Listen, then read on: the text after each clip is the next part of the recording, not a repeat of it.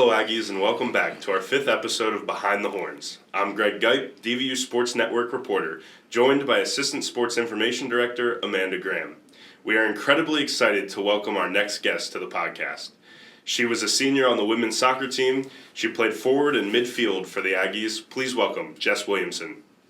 Hi, Jess. Hi. Welcome. Thanks for having me. Are you excited to be here? I am. All right, so to get started, just tell us a little bit about yourself. What is your major here at Del Val, and what are your future plans after you graduate?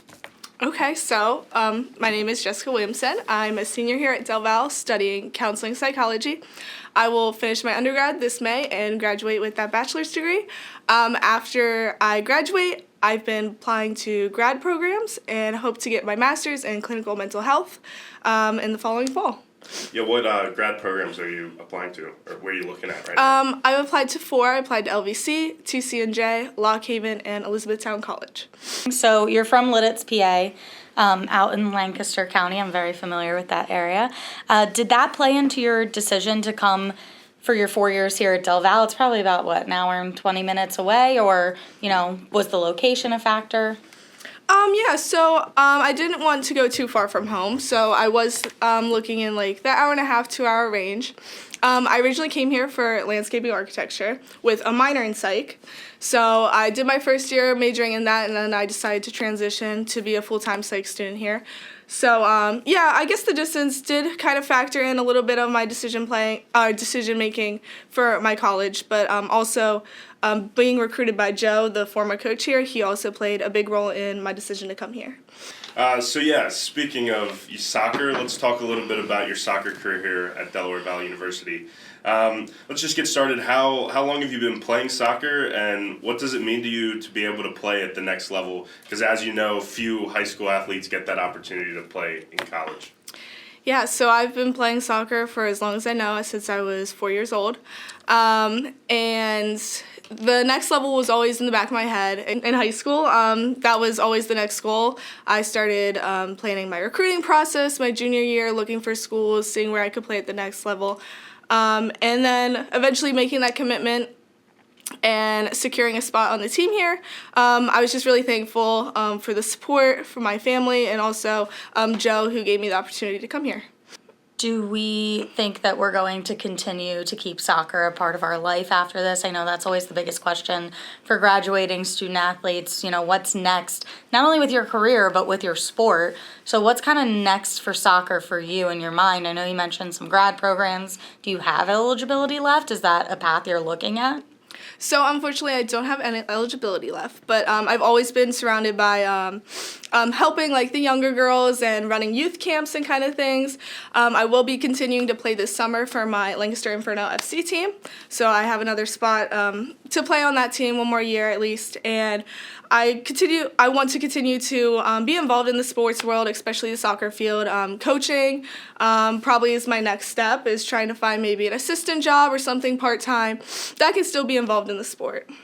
I love that. So do you have a favorite memory growing up playing soccer? You said you've been doing it since you were 4 years old. So what are some of those key moments that have stood out to you? I would say probably for this year, my favorite memory was probably playing my sister. I got to go to Lycoming College, and I got to play my younger sister there. Unfortunately, we lost, but I had a huge fan base there, a big crowd, a lot of my family, a lot of my neighbors came, a lot of friends. So that atmosphere was really fun, and it was nice seeing her as well. Did you guys ever play with each other growing up or against each other in any capacity? Yeah, so we played on the same club team, and then we played same high school team. So we played together for a while, and definitely playing against each other was something to experience. You could tell the little tension there, but I also get to play with her this summer again, so that will be fun.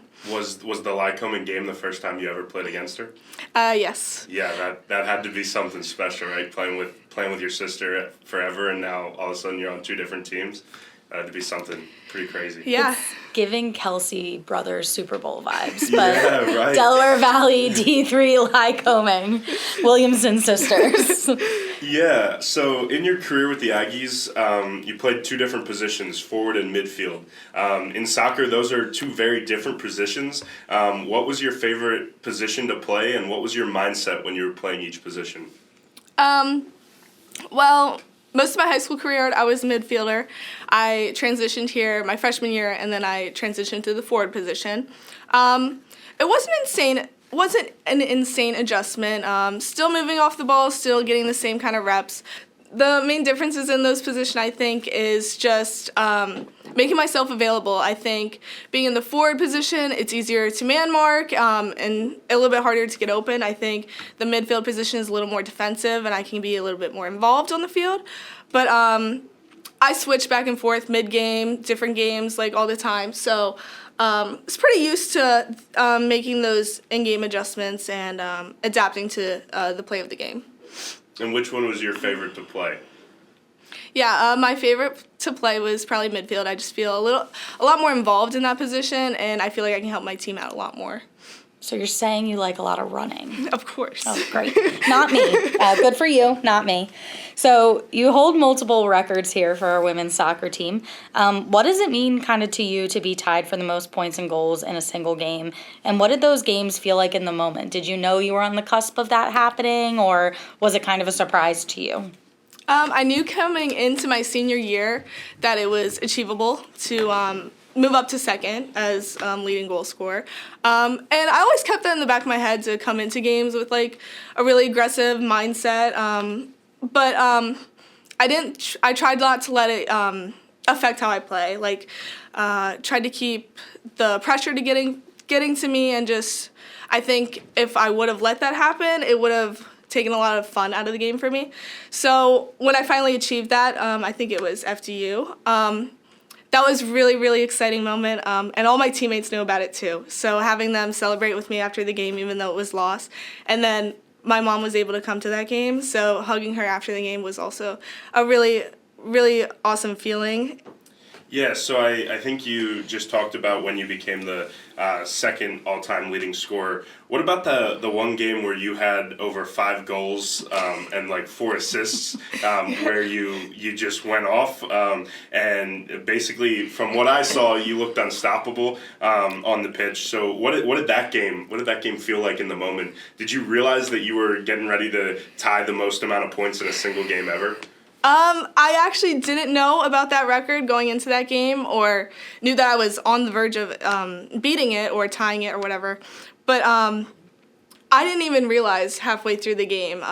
And I think that game for me was just, I had a lot of fun, and I also got to get my teammates involved a lot. So that probably just meant more to me, getting my teammates involved, and also having them celebrate with me after the game, knowing that I did tie that record. You will forever go down as one of the best players to play here in Doylestown on the women's soccer team. You've played in over 70 games, scoring 54 goals and 27 assists for the team.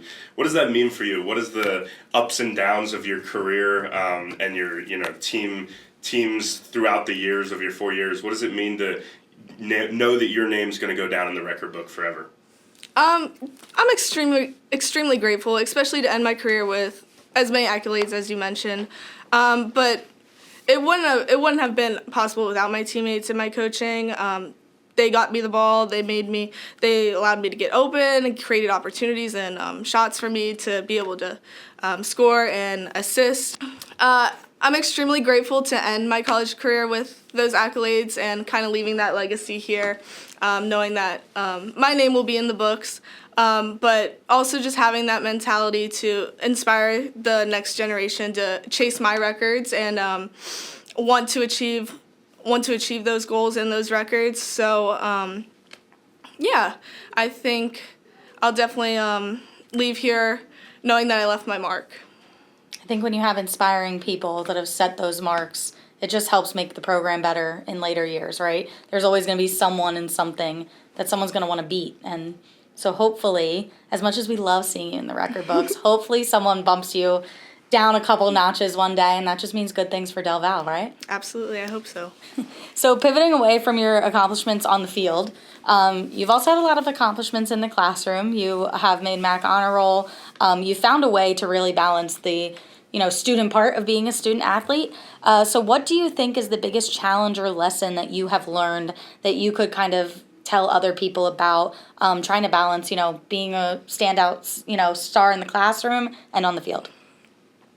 I would just say finding that balance. I mean, your priority is being a student here first. I always took that into consideration. School comes first, your work comes first, the athlete part is second. So finding that balance and creating a routine and a schedule that works for you, that's what helped me get through my 4 years of being an athlete and also being a student. But just making sure your priorities are straight. You're making time for yourself as well, so you can have that mindset to get your work done and also be a benefit on the field when you get to practice. What was your favorite memory as an Aggie, either on or off the field? I guess some of my favorite memories would just be spending time with the team and the girls outside of soccer, either getting ready in the locker room or going to the CAF after practice, playing futsal in the off season with my team. It's always fun. I would just say a combination of a bunch of little moments I'll definitely remember leaving here with. So you just talked a lot about, your teammates and them being a big part of your memories. So we all say it takes a village. So how have, your teammates and even your coaches helped you kind of become the player you are today, especially now being able to reach that level that, only 2% of high school kids kind of get to go on and do? Just the support my teammates and my coaches provided me throughout the 4 years. Always had someone to lean on. And soccer brings a lot of highs, but it also brings a lot of lows. And having that support system, knowing that you're not alone and they're there to help you on and off the field.